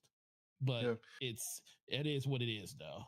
And to be fair, because I know there are going to be people after this that are going to be like, well, slow-mo, you know, like, yeah, you know, none of this stuff is confirmed yet. I said that 5,000 times during the stream, so I acknowledge that.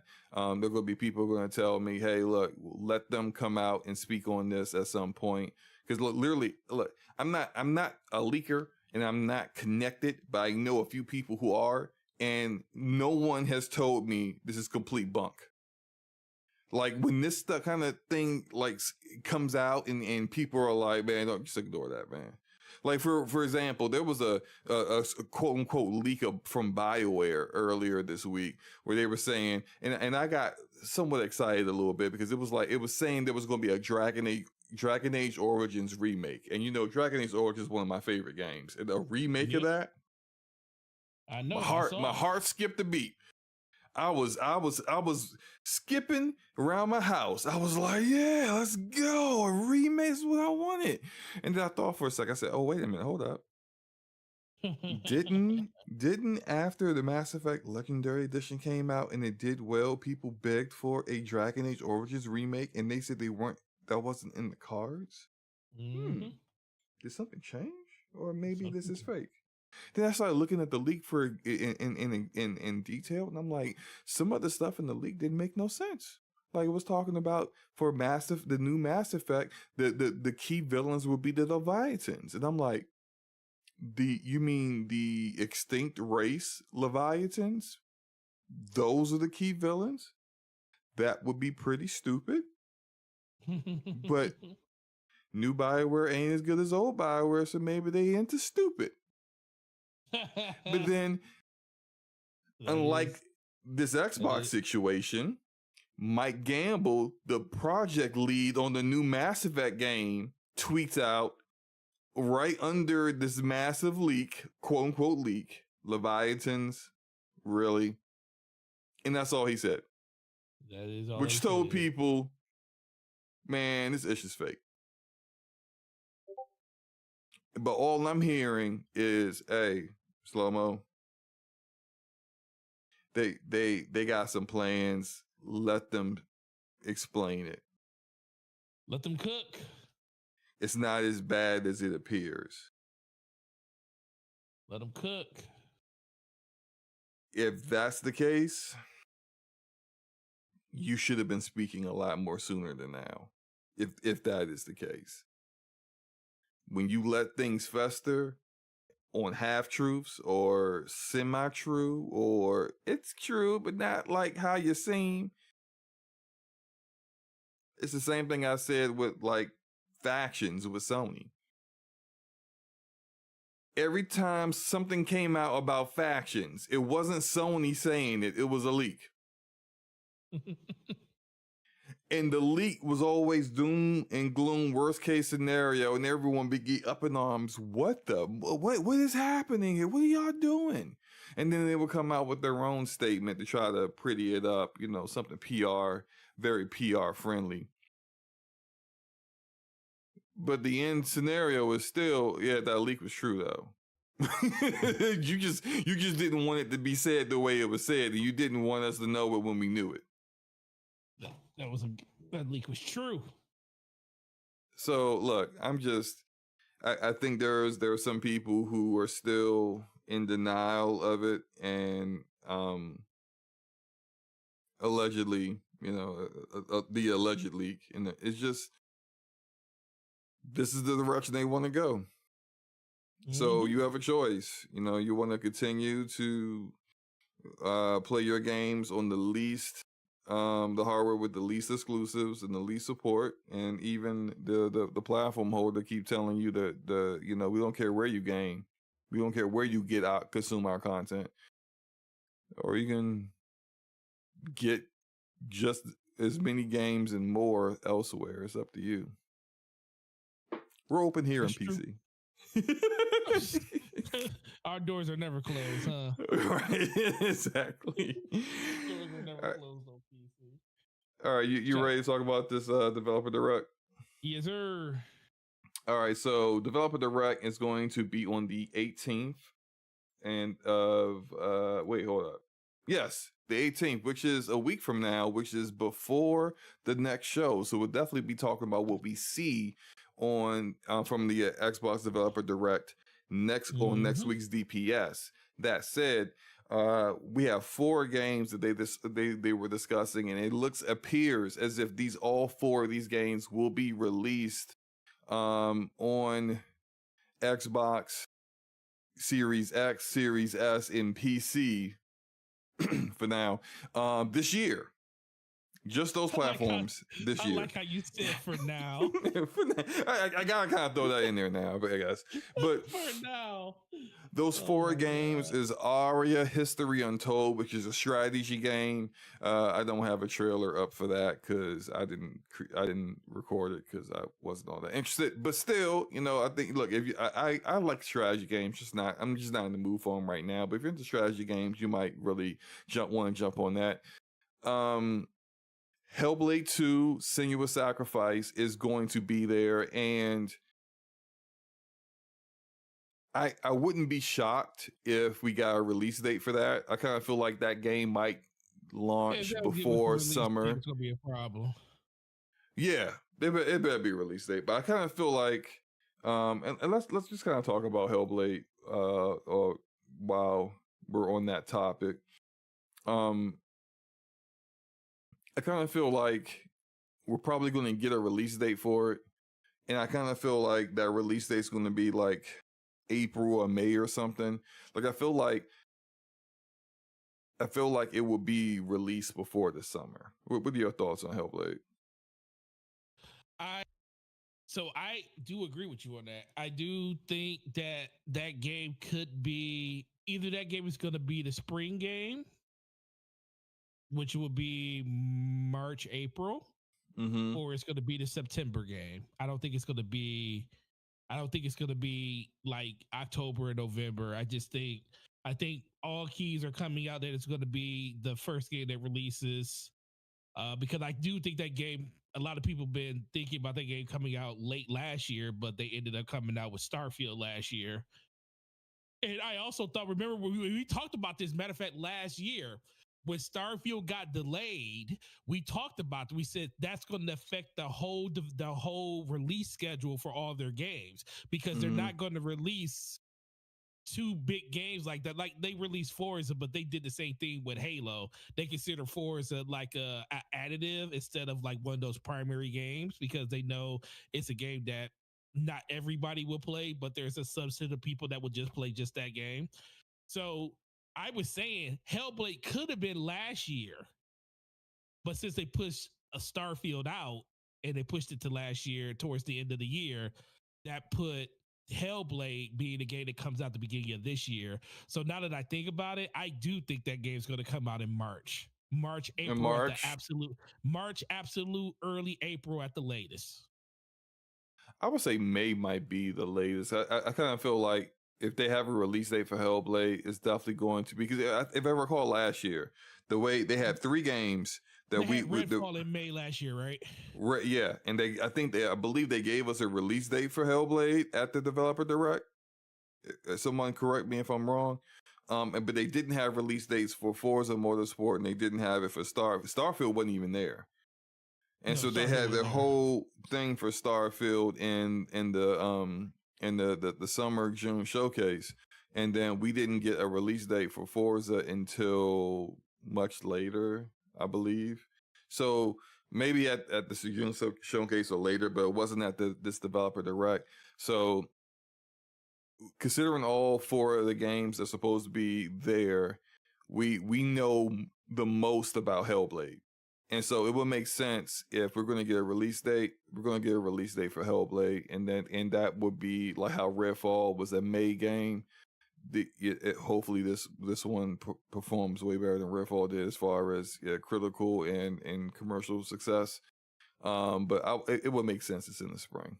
So I agree with you on that. Let's talk about Avowed. Okay. Avowed, I think for me, is probably the one game I'm most interested in seeing at this developer direct, because it's the one game I know that I'm interested in. Well, I think we probably know the least about Indiana Jones, because that's also going to be there. But we have an idea what Indiana Jones. I mean, we know least about it, but we have kind of an idea what that game right, because it's a licensed game, and you got it's definitely going to be in that Uncharted, Lara Croft, Tomb Raider kind of vein, right? Because those games are inspired by Indiana Jones, and it was hopefully I hope Machine Games was inspired by Naughty Dog and Crystal Dynamics, and how they decided to make Indiana Jones. Because we ain't talking about Indiana Jones. Let me just get back to Avowed. Avowed is Avowed is in the Pillars of Eternity universe. I know a lot of people were kind of disappointed with the change in art direction from a more like dark toned, muted colors, a little bit less, a little bit more photorealistic kind of look to the initial trailer, teaser trailer. The medieval look, basically.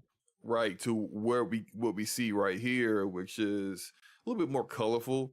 I don't really mind that. I just kind of minded some of the what I thought was really weird looking animations with some of the attacks, and I thought that was a bit, because it started to kind of remind me of Skyrim, and I don't like Skyrim, but I do like Obsidian. You and one of the few many. Right.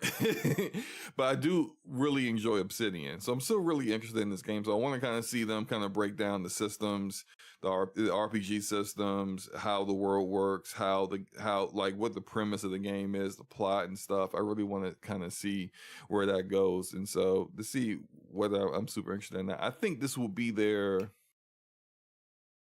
like fall game. I think this is coming out this year. And I kind of feel like this would be like a game that comes out this fall, like sometime in September. But I don't think they'll give us a solid release date. I think they'll just say like fall 2024, holiday 2024, something like that. What do you think? For what you talking about for Obsidian Avowed? for Avowed? Yeah. I do think because that was what it was always going to be up to for me, was between Avowed and not Starfield and Ninja Theory with Hellblade. Those are going to kind of flip flop with each other, and I do think Obsidian. I don't think Xbox is really going to release a game in November. I do see September, because it seems like that was a good month for them. That's when they released Starfield. I think they released Forza in October, towards the end of October, if I remember correctly.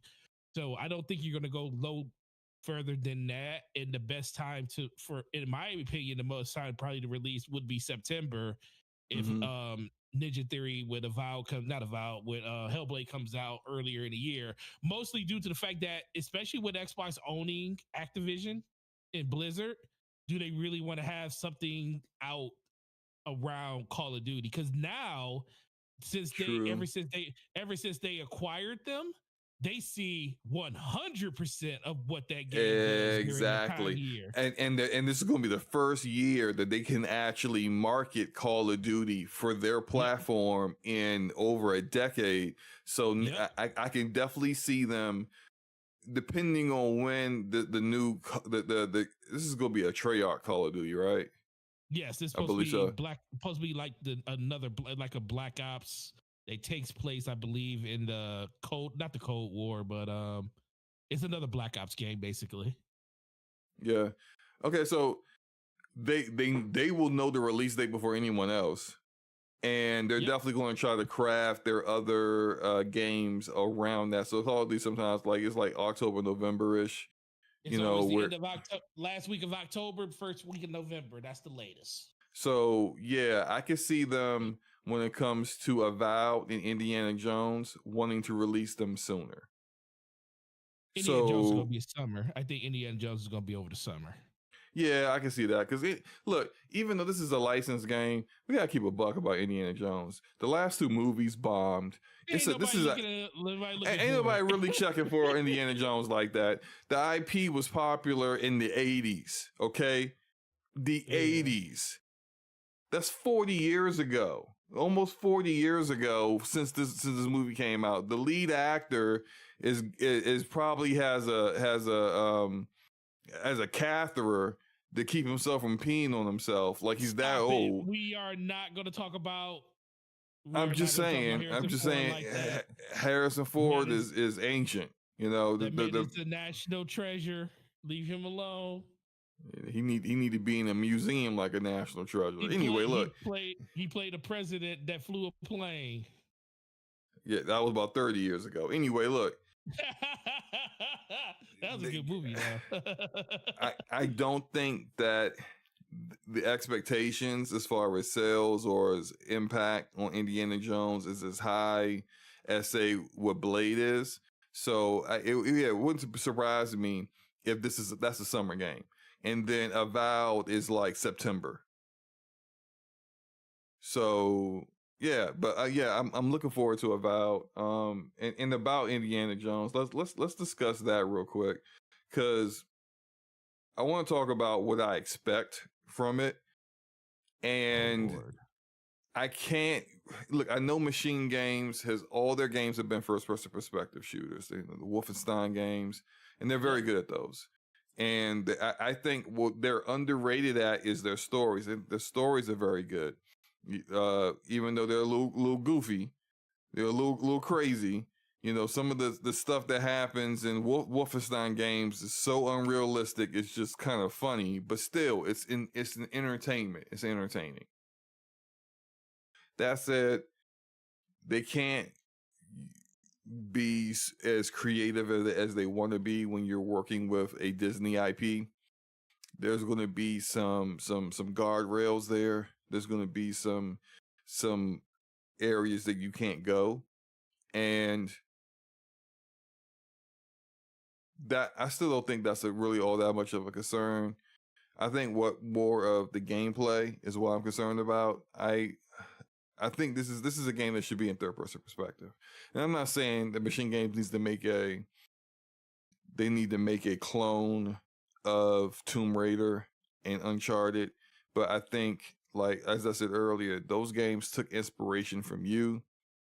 You need to take some inspiration from them in this arena, in this form of media, because it works. And the Tomb Raider trilogy that Crystal Dynamics did, pretty good. The Uncharted games, even better. Like it's not a slight to follow in those footsteps. And so I think that's what I'm looking for. If it's anything is in first person perspective, I mean, I think I would just take it if you using like a sniper rifle or something, and then it when you ADS it goes to first person perspective. I'll be fine with that. Outside of that, I think it all should be third person perspective. What are your thoughts on it? Yeah. I'm trying to figure out how a first person perspective game with a whip will work. I mean, I can see in certain aspects of it, but the game, it's like I just don't see the game being played any other way but in third person. You know, where you can see your character, and it's all about, and I guess it just depends on what kind of gameplay you're going for. Like Indiana Jones really wasn't truly about traversal, but I also think if you're going to marry, like he did use guns in the movies and stuff. So guns, I do think if you're talking about gunplay, my favorite part of Indiana Jones is when the guy pulls out a sword. He said the true antithesis of you bringing a knife to a gunfight. Oh, that's the favorite part of the movie. He's doing all this cuts and stuff, and then Andy just pulls out a pistol and just shoots him and just walks away. It was great. My man Dan there had he did like a full slate of P90 while he was swinging that sword around, and he just got caved. I was like, yo, every time I do, you're right. Every time I see that scene, I laugh, bro. It's so fun. Cause wasn't that during Temple of Doom, I believe? Was that Temple of Doom? I think it was. I can't remember. I liked the first. I liked the okay. There was two. There was Temple of Doom, Raiders of the Lost Ark, and then what was the third one with Sean Connery? Ooh, dang, you gonna get me with this one? The third one with Sean Connery was not as good, but it was okay. It was cool. But then after that, the last two were just absolutely dope with Shia LaBeouf, and then that last one where, you know, like Harrison Ford about to actually like dislocate his hip trying to do Lost Crusaders. Yeah, like this just. Oh my God, I'm looking at it. It's like any Raiders of the Lost Ark, Temple of Doom, Last Crusaders, Kingdom of the Crystal Skull, and then the Dial of Destiny was the last one. Yeah, Dial of Destiny, that's it. Yeah, well, didn't the fourth one have like aliens or something? Like it was just so bad. Yeah. So, but anyway, we got off topic for a second. I just you were saying about the game. No, I just think in general, if you're talking about, I think if you're not using a gun, or you're not like looking at items, you should be in third person. But if you pull a gun out, you should be able to play either third person or first person, or whenever, or you can toggle between the two. I just think it should be a thing that you okay. All right. So yeah, like it's a choice. It's a choice because I'll take that too. Just as long as, because if that's a choice, I will stay in third person the entire time I play the game, and that's fine. That's fine. Like if you can toggle between the two, where you know, like you can be in third person if you want, first person if you want. I just kind of hope that if that is the case, that they really kind of put the work in on animation, walking animations. Well, they would have to. They would have to if that's the case. Yeah, but sometimes when you see that be a choice and the actual, I don't know for certain. Maybe that's something we find out next week. as far as how long they've been working on it. But sometimes I've seen where games where they give you full control to go from first or third person. The third person, like the motion matching of walking on like inclines or upstairs and stuff like that, or opening a door, they don't have like a lot of, like, even on third party games, the animation does not look clean, doesn't look natural. It looks really outdated, like 2 generations ago kind of stuff. And so I don't want to see that. If you're going to allow people to choose one or the other, you need to really go in on that third person perspective and really make it look good. So yeah. All right, well, look, that is all we got, man. That's all the topics, bro.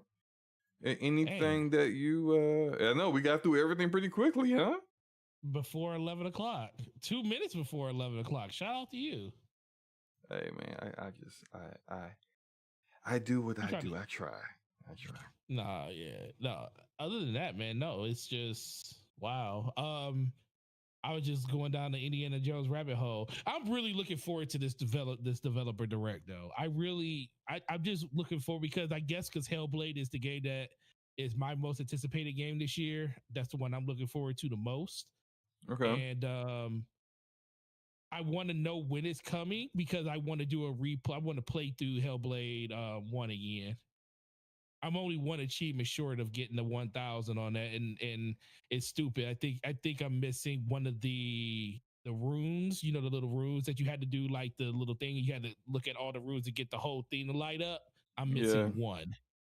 And the thing is, there's no level select in that game. So if you miss it, you have to do it all over, play the game all over again to get it. So yeah, that's why I haven't platinum Until Dawn, because it's like, or Until Dawn, like you gotta get all the little totems and all of the clues, and it's like if you miss one in a chapter, you pretty much you there is no chapter select, like say in like Detroit Become Human or something like that. It's frustrating. You pretty much gotta start over. That's a very underrated game right there. Yeah. Oh, absolutely. That game is freaking incredible, bro. Yeah, you know, David Cage is still, you know, David Cage, but yeah, it is a very good game. He's definitely still David Cage. He definitely was in his bag in that one, but yeah, you brought up replaying through Hellblade. You know how like right now I'm replaying through Final Fantasy VII Remake in anticipation of Rebirth at the end of February. Something about Hellblade makes me I am not at all interested in replaying that game again. You don't want to hear voices in your head again? I will watch a YouTube recap to catch me back up, but I am not playing that game again. I have just zero desire to play that first game ever again. Now I definitely want to play 2, and I'm gonna definitely enjoy that, but and look, I do this all the time. Every time there's a new sequel come out, when Spider-Man 2 came out, I went and played through Spider-Man and Miles Morales before playing, and even the Spider-Man 1 DLC before playing Spider-Man 2. When Gears 5 came out, I played through Gears 1 through 4 again before playing Gears 5. I did it with Halo Infinite. I played through Halo Guardians again. Nah, but bro, this Hellblade, yeah, that was rough. But this Hellblade game, that game again. I just can't play Hellblade 1 again. It's only like 7 hours if you know what you're doing. Yeah, but it's just, you know, I didn't like the puzzles, and I'm not saying I thought it was a fine game. There's no difficulty slider in that game. I don't think so. I don't think so. It goes based off of your ability in combat in that game. It scales to you. Yeah, but you know, I'm just not looking forward to playing it again. And I'll just like I said, I'll just do a recap of what the story, because I vaguely remember how the ending was. And I remember everything up till, like, you know, I remember in the very beginning you got like 3 different like bosses that you had to take down before it kind of switched to the next section. It was very puzzle heavy with like really small combat sections in between those puzzles. I didn't like the puzzles. And then once you get past those bosses, you had to go to like a tree and go through these portals. And then there was like a real like section where it was just like it was complete darkness. And it was just complete darkness. And I really didn't like that section. And then there was the parts where there was a few more puzzles that weren't that bad, but then you get like after that, it was just nothing but combat. It's just nothing but fighting, which I thought was just I didn't mind it because the combat was okay. I just thought it was kind of shallow, but there was just the change in pace from all these puzzles and a little bit of combat to just no puzzles and all combat sections where you're just fighting just waves and waves of enemies until you get to the end. I just thought that was an odd change. I ain't trying to play it again. I'm the sequel. I'm all in on the sequel, but the first one it's a decent game, but it's not, man. You also got Final Fantasy that you're trying to finish going through too, because that comes out and I mean it'll be here before you know it. We're basically 7 weeks away from that game, basically 6 weeks. Yeah, and I'm probably going to beat that game twice before I'm like officially done with it. So it'll probably be April before I really get that game out of my system. So yep, can't wait. Gonna be awesome. I'm playing it on. Oh, you know what? Now that I think about it, I need to start my playthrough on Steam because I haven't started it yet for that game. I need to start that. All right, well, Forte, let everyone know where to find you over the next week, and you know you dropped a video earlier this week. What else you got in the content pipeline? Video tomorrow. It was gonna come out today, but I didn't like the audio quality, so I had to re-record it this morning before I went to work. So it's coming out tomorrow. It's basically thoughts on the developer direct that's coming up, and that's going to be the video for tomorrow. And once again, appreciate all the love and support on the last one. Guys really knocked it out of the park with that. For a person that had dropped a video in almost 7-8 months, it actually is doing way better than I thought. But no, man, with that, it is let me pull up channel members. But with that, you can find me at Gaming Forte at YouTube, Twitter, Xbox Live, and PlayStation. DPS next week on my channel. Gonna have a great time. And we're gonna be talking about we'll be talking about the developer direct next week on my channel. So make sure you have your opinions and everything and how Xbox and Microsoft did during that. And when it comes to channel members, which if this lets me scroll down and get to the channel members, there they are.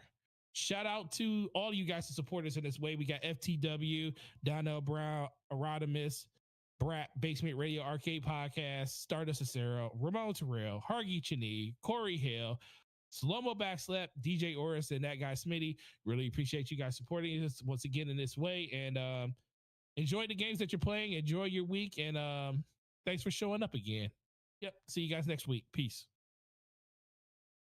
And for myself on the channel member topic, we got your boy Roy, Donnell Brown, J0387, Erodimus, Enrique, Hargy Shani, True Serum, Ramon Terrell, Homie One Kenobi, Gaming Forte, Corey Hill, Stardust Acero, and that guy Smitty.